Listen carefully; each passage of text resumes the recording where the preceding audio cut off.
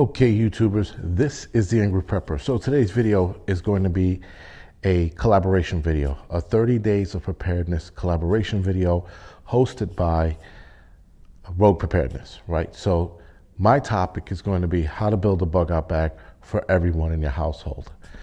So that's not a complex question, but it ranges from a lot of different areas, guys. It ranges from your skill set to ailments in the household, who has certain disabilities, who has certain injuries, and so on and so forth, right? So we're going to start real basic, and we're going to keep it basic because this topic can get very in-depth, if you will.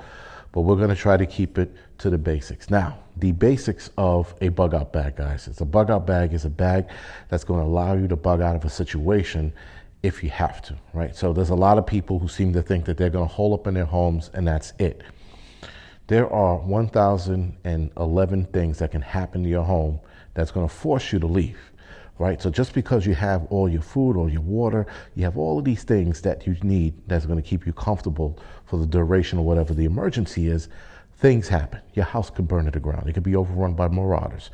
I mean, so many different things. It could be flooded. A tornado can come through during a shit hits the fan scenario, and you have to leave. You might not have to go far, but you're going to have to leave your home. A tornado could rip through your neighborhood. So many different things can happen. Wildfire, as we're seeing in different spots in the United States. So you're always going to want to have a bug out bag. That's number one. Doesn't matter how secure your home is or how perfect everything is, you should absolutely have a bug out bag in your vehicle or at the very least in your home ready to rock and roll. Now, how do you fit everyone with a bug out bag? That's not an easy question, but it's not hard either. You have to look at the skill sets of everyone in your family, right? Now, you also have to look at how much can they carry. Now, if you are out of shape, you're not carrying a lot, and you're not carrying a lot for a long distance. If you're in shape, you're going to carry what you need to carry in that situation. What it comes down to, guys, is skills. If you have the absolute wilderness skills, you're going to carry less items in that bag. Your bag is going to look something like this bag here, the one in sort of the middle. Right, so as you can see, guys, you have the big bag here, which a big bag doesn't necessarily mean you don't have skills. It could mean that you're also in a cold environment. So you're going to have a bigger sleeping bag, a thicker tent. You're going to need a bigger bag to carry those two items at the very least. A smaller bag like this one here, you can see, guys, that this bag is smaller. This is a skill set bag. Now, I can carry this bag into the winter time. I'll have a wool blanket rolled underneath it. I'll have a contractor bag inside, and I would be setting a fire to keep me warm and balance it out. If I have a tent as well, guys, then I probably won't need the fire, and I'll use the tent, wool blanket, and contractor bag, and I'll be ready to rock and roll. If you're going to carry an air mat, great. If you're going to carry something called a mattress tick is a stuff bag, if you will, where you stuff leaves into it, and you can sleep on that. That's going to actually carry more weight. That's going to be worth its weight in gold, rather, than an actual air mat. Because an air mat, once it pops a hole, it's done. Especially during a shit hits the fan scenario, you don't want to have to rely on something like that where you have to find the hole and patch it up. A mattress tick and some leaves are going to be the way to go. And if you can't find leaves, guys, because you live in an area like, let's say, here in Iceland, there's not a lot of trees, there's not a lot of leaves, you might have to go with some grass. You might have to go with hay, loose grass, dead grass, if you will. That's going to work out in your better interest. And if you live in an area where there's none of that, well, then you might want to just stick with the air mat for now. So, guys, if you have elderly people in your group, if you're in your household, you have to know their abilities. Can they walk and can they carry heavy weight? If they can't walk and they're wheelchair bound, is it worth actually being on the road with them in a wheelchair? No, it isn't. It's better to stay home. But in that case that you have to leave, you're going to have to pack gear for these people who are in a wheelchair. And that's a tough one, guys, because being on the road in a wheelchair is tough. There's a million things, again, that can happen to that wheelchair or that wagon or that special wheelchair you make for them that you could take on the road. If you have small kids, allow your kids to carry their own bag. Don't make it too heavy because then you're going to hear the whining all the way, but don't make it too light. You know, put some food and water in it for them to carry, but make sure they are able to carry it. Your bug out bag should be 20% of your body weight, everyone's.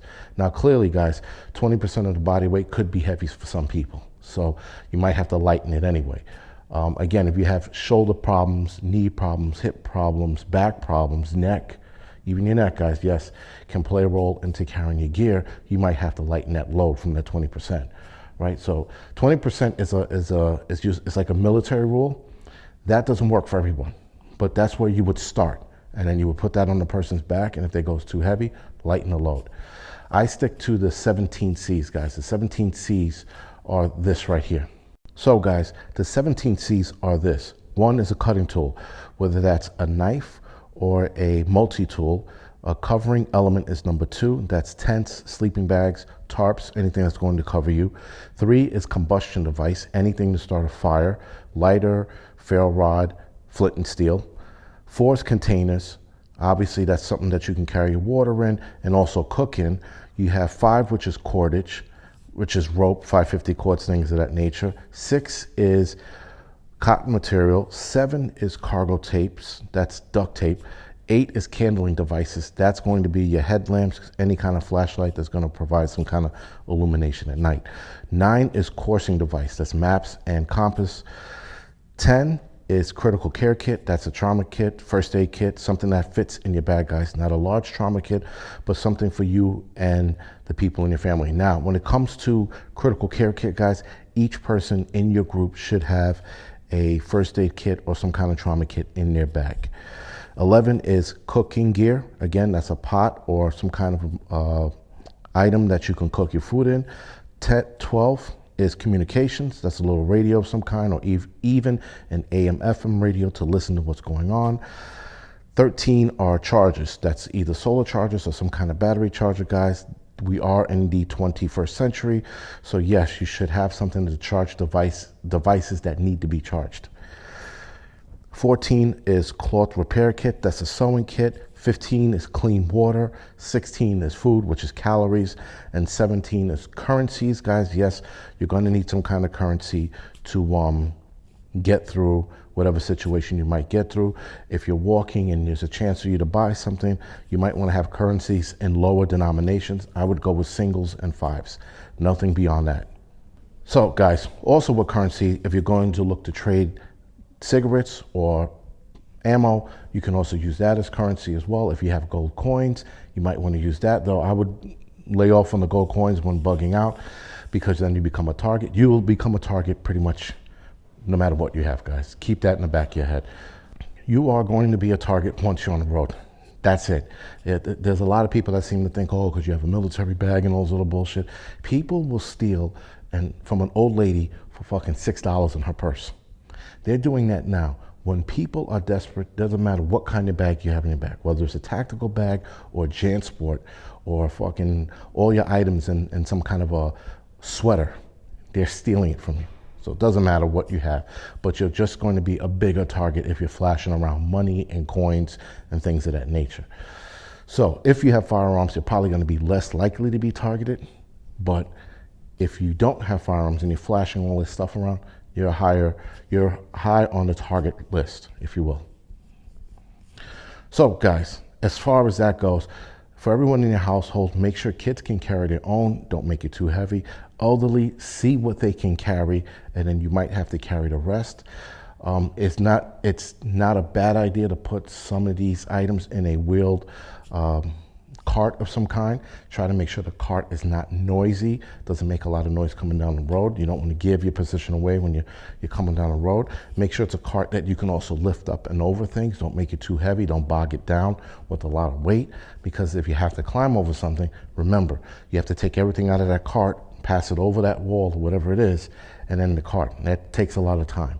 So again, guys, make sure and test everyone out. Before you actually have to bug out, pack the bag and have everybody walk around with it. Go on a hike.